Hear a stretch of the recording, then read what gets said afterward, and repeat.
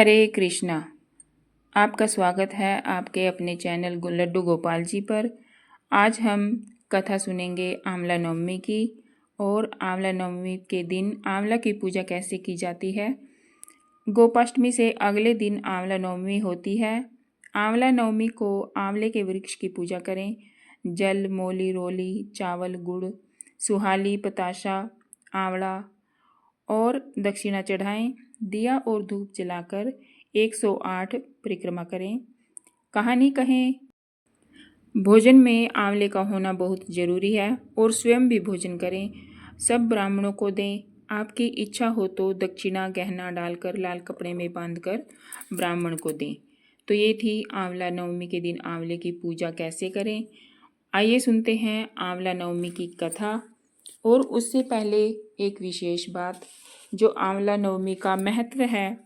इस दिन आंवले का सेवन अमृत के समान माना गया है।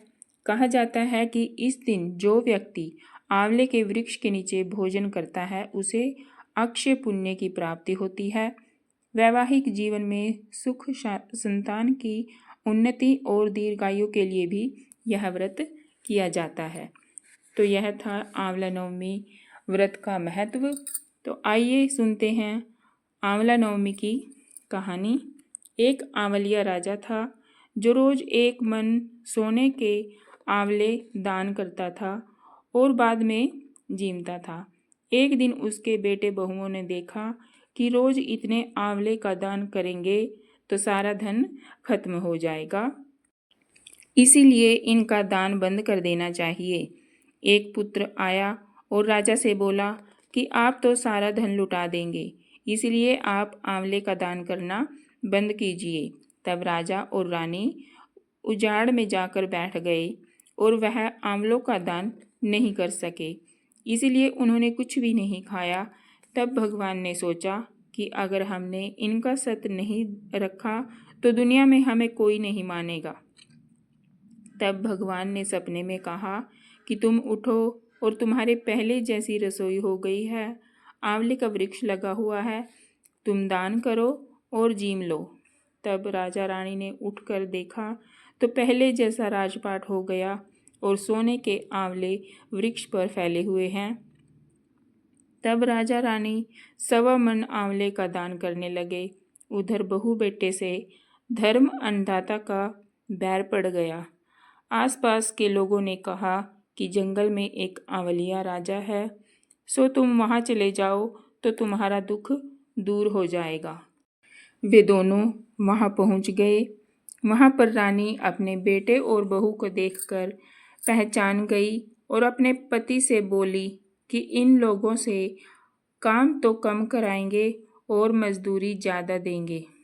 एक दिन रानी ने अपनी बहू को बुलाकर कहा कि मेरा सिर धोकर नहला दे। बहू सिर धोने लगी तो बहू की आँख में से पानी निकलकर रानी की पीठ पर पड़ा।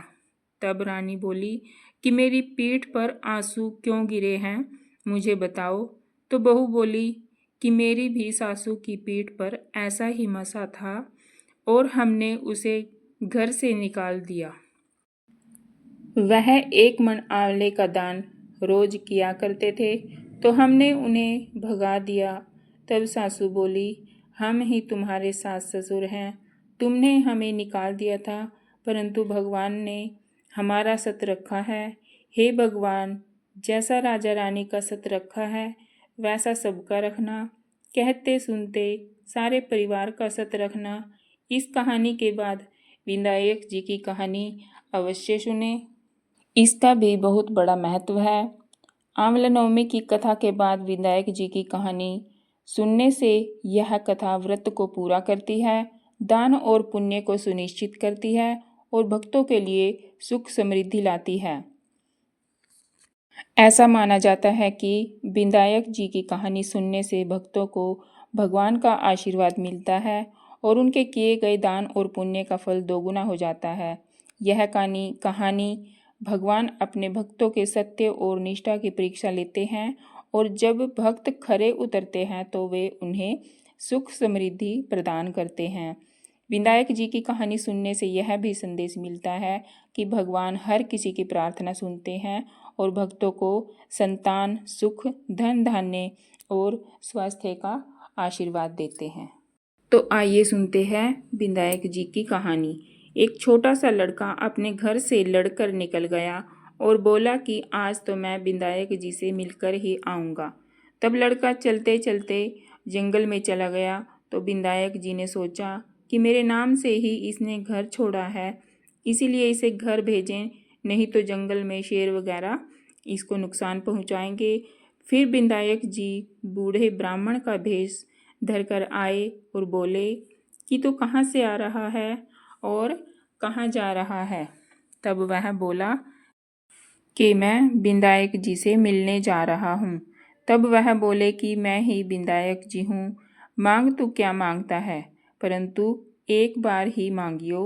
वह लड़का बोला कि क्या मांगूं, बाप की कमाई में रखूं, हाथ की सवारी करूं, दाल भात मुट्ठी परासे, ढोकता मुट्ठी भरकर डोल, स्त्री ऐसी हो जो फूल गुलाब का।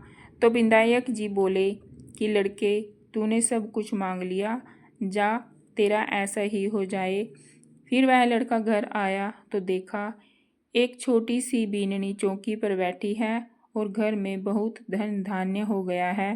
तब वह लड़का अपनी माँ से बोला कि देख माँ, मैं कितना धन लाया हूँ, विनायक जी से मांग कर लाया हूँ।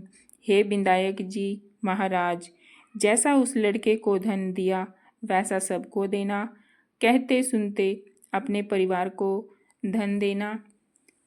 तो आपको यह कथा कैसी लगी, विनायक जी की कहानी कैसी लगी, कमेंट बॉक्स में ज़रूर लिखिए। और अगर चैनल पर नए हैं तो चैनल को सब्सक्राइब कर लीजिए ताकि आने वाली हर वीडियो का नोटिफिकेशन आप तक पहुंच जाए। तब तक के लिए हरे कृष्णा,